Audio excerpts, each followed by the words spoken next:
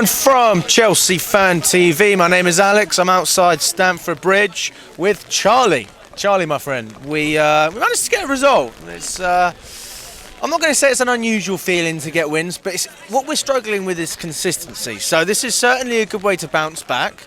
I think it would have been very, very strange if we hadn't have won this game. And the fact that we won 2-0 is convincing, but still a lot of question marks going into the next few games. Oh, mate, you say it's unusual, but it's unusual for us to win here. So, yeah, you take that as a positive. Look, the Cup, mate, at the end of the day, it's all about getting through to the next round. We did that. Was the performance great? Not really. You know, it was professional. We got the job done. Poch went strong, which is the right thing to do. You know, we don't play till Monday. We're not playing for any other major cups this season, not outside the FA Cup. So there was no reason not to go strong. You know, we treat the competition with respect, and, you know, we've advanced to the quarterfinals, and, like, the draws kind of is opening up a little bit. So, look, not a great performance if you're looking at performance-wise. A few players stood out. The usual, you know, Cole Palmer, absolutely outstanding again. What a player he is. Absolutely superb. We defended reasonably well. Badiashile back and on the score sheet on his return, massive plus. And the same with Reece James. Both of them guys getting 60 minutes is really big for them. But other than that, mate, it was just a sort of a professional performance. You know, nothing really that special. And the quality just kind of told in the end with Sterling putting it top bins from inside the box. So yeah, do you know what I mean? Like, it's one of them where you think, like, I don't want to overanalyse it too much because the Cup's just about getting through. I don't care how you play. You just want to get to the next round and get as far as you can in it. Yeah, but I suppose, yes, that's one way of looking at it. But if we are going to break it down, because it's good to at least look at these games and see what we can take from it. Let's start with the goal scorers. Obviously, Badiashile making his comeback after being out for such a long time.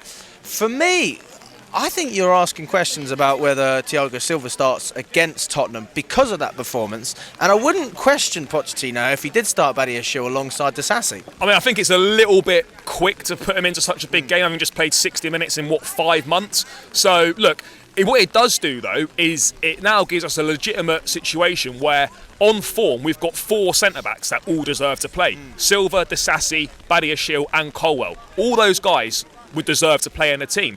The partnership's mainly been Silva and Disasi. It's been Silva and Cole the last couple of games. Like, you're in a position now where you've got big decisions to make. Badiashile is not going to get that many minutes as a sub, because you're not subbing centre backs on that often unless you get injured or you're seeing out a game in the last sort of 10 minutes or so.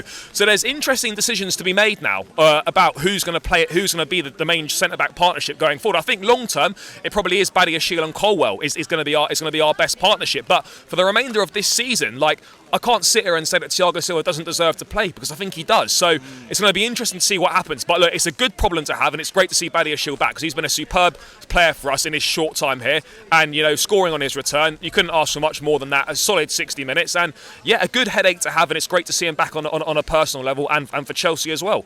Now, for me, with Sterling, before the goal, let's be honest, he was rubbish, mate. And even the goal, people are saying, wow, he scored. It was an easy goal, mate. I'm not taking anything away from him, but it was an easy goal. If you don't score that, it's a disgrace, right? As a player who should be scoring 20, 25 goals a season like he did at City, you got to be scoring those. But having said that, he definitely improved after the goal.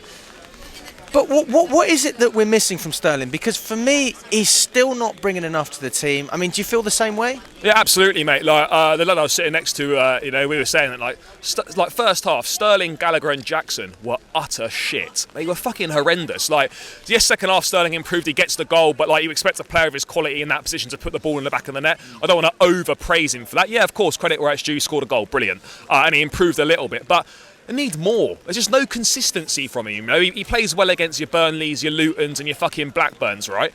But then when you need him in the big games to step up, like, for example, Monday night against Spurs, if he starts, you need something there. But you know he's just going to go missing. You know, you need him in these big games. You know, City coming up as well, Newcastle coming up. You know that he's just not going to turn up in those games. And I just look at him. You don't get enough from him. He's really frustrating. You know, this is a guy that when he signed said he came here to be the main man. He's on main man money, and he's producing such inconsistent performances, turns up for a couple of games and then fucking disappears for 5 or 6. It's what you'd expect from the young players we've signed. And I'll be totally honest, mate. You know, yes, he's had a great career and all that.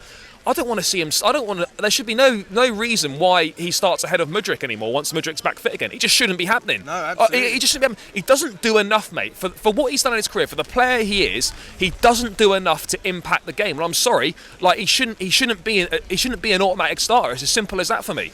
You know, it's really interesting.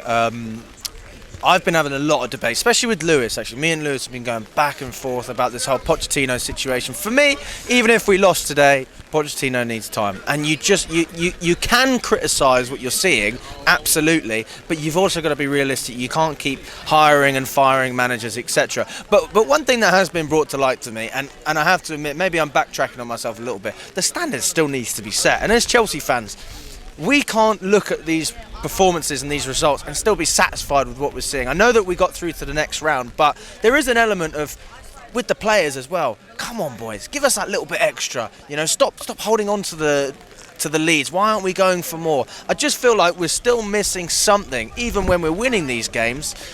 I don't know, maybe I'm being a little bit pessimistic there.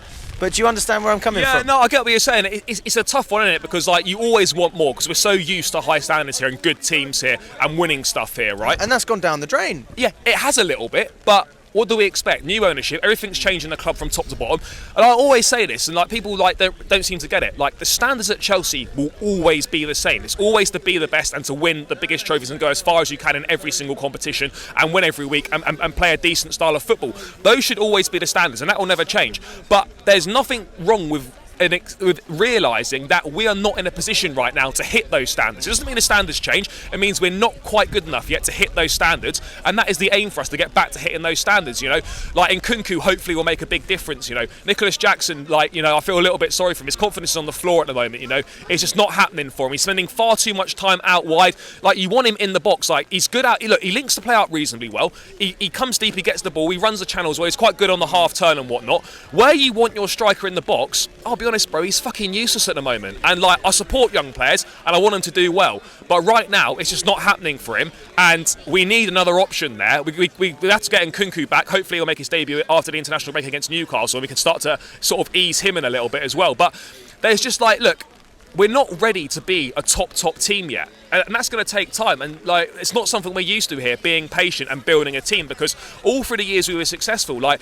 the team was pretty much built and it didn't really matter who managed it. You just need someone half competent, and the players were good enough to kind of take care of it themselves. The Premier League was a different landscape then, financially as well, and obviously in terms of strength of the league. So look, we're not where we want to be.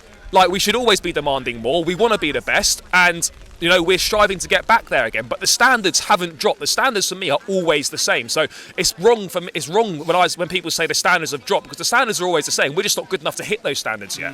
Well said, mate. Absolutely. And just to finish off, your thoughts going into the game against Spurs? Do you know what? Kind of weird. More confident than Brentford and this game. I know that sounds ridiculous, because we've struggled to break low block teams down. We struggle against teams that sit deep and whatnot.